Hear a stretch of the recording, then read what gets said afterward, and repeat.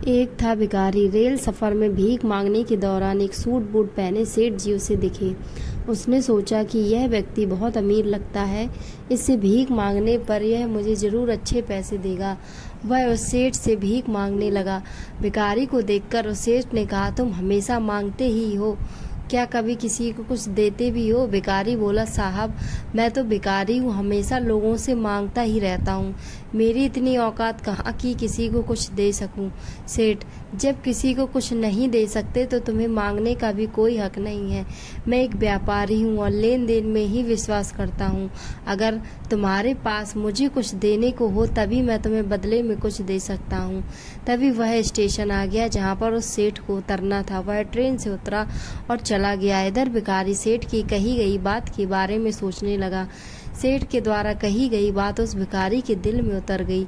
वह सोचने लगा कि शायद मुझे भीख में अधिक पैसा इसलिए नहीं मिलता क्योंकि मैं उसके बदले में किसी को कुछ नहीं दे पाता हूँ। लेकिन मैं तो भिखारी हूँ, किसी को कुछ देने लायक भी नहीं हूँ। लेकिन कब तक मैं लोगों को बिना कुछ दिए केवल मांगता ही रहूँगा।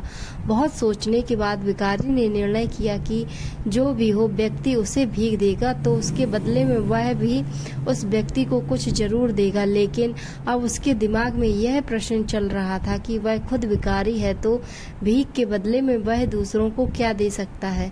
इस बात को सोचते हुए दिन भर गुजारा, लेकिन उसे अपने प्रश्न का कोई उत्तर नहीं मिला। दूसरे दिन जब वह स्टेशन के पास बैठा हुआ था तभी उसकी नज़र कुछ फूलों पर पड़ी जो स्टेशन के आसपास के पौधों पर खिल रहे थे। उसने सोचा, क्यों ना मैं लोगों को भीख के बदले कुछ फूल दे दिया करूं।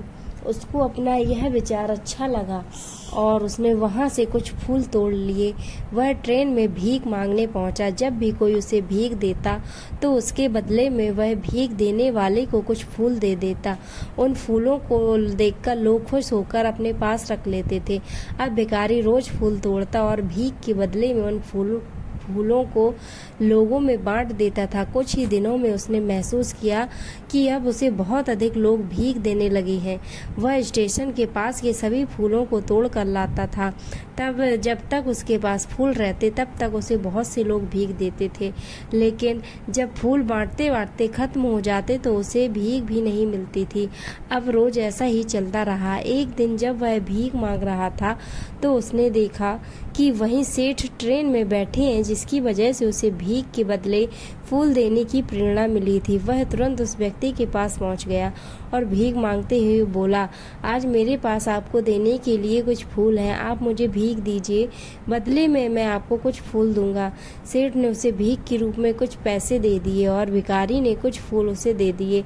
उस सेठ को यह बात बहुत पसंद आई। सेठ, वाह क्या बात है, आज तुम भी मेरी तरह एक व्यापारी बन गए हो। इतना कहकर फूल लेकर वह सेठ स्टेशन पर उतर गया। लेकिन उस सेठ द्वारा कही गई बात एक बार फिर से उस भिखारी के दिल में उतर गई।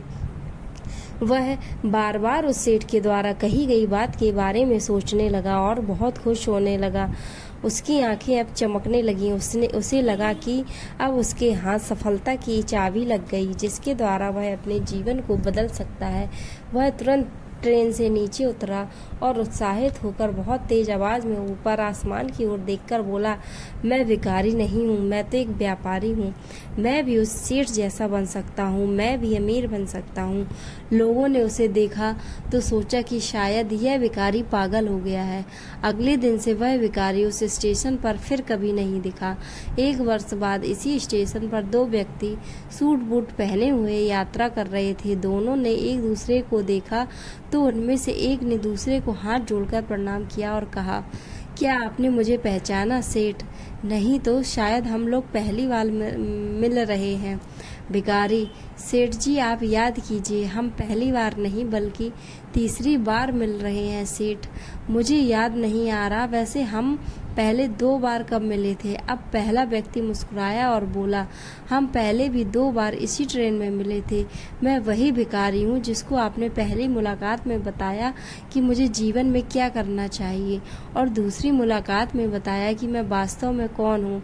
नतीजा यह निकला कि आज मैं फूलों का एक बहुत बड़ा व्यापारी हूँ और इसी व्यापार के काम से दूसरे शहर जा रहा हूँ। आपने मुझे पहली मुलाकात में प्रकृति का नियम बताया था जिसके अनुसार हमें तभी कुछ मिलता है जब हम कुछ देते हैं। लेन देन का यह नियम वास्तव में काम करता है। मैंने यह बहुत अच्छी तरह महसूस किया है, लेकिन मैं खुद को हमेशा भिखारी ही समझता रहा। इससे ऊपर उठकर मैंने कभी सोचा ही नहीं था। और जब आपसे मेरी दूसरी मुलाकात हुई तब आपने मुझे बताया कि मैं एक व्यापारी बन चुका हूँ। अब मैं समझ चुका था कि मैं वास्तव में एक भिखारी नहीं बल्कि व्यापारी बन चुका हूँ। भारतीय मनीषियों ने संभवतः इसीलिए स्वयं को जानने पर सबसे अधिक जोर दिया। और फिर कहा, समझ की ही तो बात है। भिखारी ने स्वयं को जब तक भिखारी समझा वह भिखारी रहा। उसने स्वयं को व्यापारी मान लिया, व्यापारी बन गया। जिस दिन हम समझ लेंगे कि मैं कौन हूँ, अर्थात मैं भगवान का अंश हूँ, फिर जानने समझने को रह ही क्या जाएगा। दोस्तों, कैसा लगा वीडियो कमेंट्स में बताएं और ऐसी वीडियोस के लिए इस चैनल को सब्सक्राइब करें।